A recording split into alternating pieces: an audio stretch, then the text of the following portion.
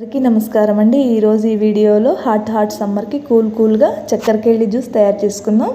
దానికి 3 వరకు చక్కెర కేళి వాడుతున్నానండి. ఈ జ్యూస్ తయారీలో నేను ఈ చక్కెర కేళీలు మరీ పచ్చిగా ఉండకూడదు, అలాగని మరీ పండుగా ఉండకూడదండి.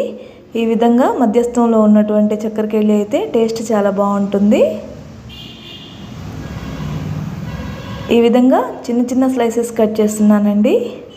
ఎందుకంటే మనం ఫుల్ చక్కెర కేళి అయినా వాడచ్చు, కానీ అక్కడక్కడ చిన్న పీసెస్ తగులుతాయి జ్యూస్లోకి. అందుకని ఈ విధంగా స్లైసెస్గా కట్ చేసుకున్నటువంటి చక్కెర కేళి ముక్కలు మొత్తాన్ని ఒక మిక్సీ జార్ తీసుకొని మిక్సీ జార్లోకి యాడ్ చేస్తున్నానండి.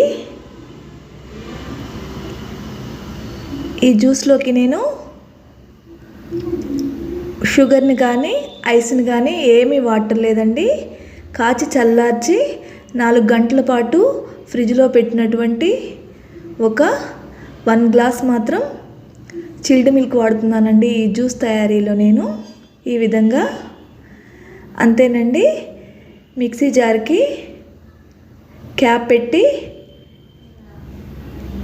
మెత్తగా బ్లెండ్ చేసుకోవాలండి. బ్లెండ్ చేసుకోవడానికి 2 to 4 మినిట్స్ వరకు పడుతుందండి. ఈ బ్లెండ్ చేసుకున్నటువంటి చక్కెర కేళి జ్యూస్ మొత్తాన్ని ఈ విధంగా గాజు గ్లాసులోకి ట్రాన్స్ఫర్ చేస్తున్నానండి. అంతేనండి, ఎంతో ఈజీగా తయారు చేసుకోవచ్చు. సేమ్ మనం స్ట్రీట్లో తాగితే ఏ విధమైన టేస్ట్ వస్తుందో అదేవిధంగా మనం ఇంట్లో తయారు చేసుకున్నా కూడా అదే విధమైనటువంటి టేస్ట్ వస్తుందండి. ఒక చిన్న స్పూను హార్లిక్స్ యాడ్ చేస్తున్నానండి. రెడీ అయిపోయిందండి మన జ్యూస్ మొత్తం. దీనిలోకి మీ దగ్గర ఉంటే కొంచెం జీడిపప్పు ఏమన్నా యాడ్ చేసుకోవచ్చు, లేదండి, అది మీ ఇష్టం, ఆప్షనల్ మొత్తం. నేను మాత్రం దీనిలో కొంచెం డ్రై ఫ్రూట్స్ని యాడ్ చేస్తున్నానండి, 2 స్పూన్స్ దాకా. అంతేనండి, మన జ్యూస్ రెడీ అయిపోయింది. Thank you watching my video friends. Please subscribe my channel.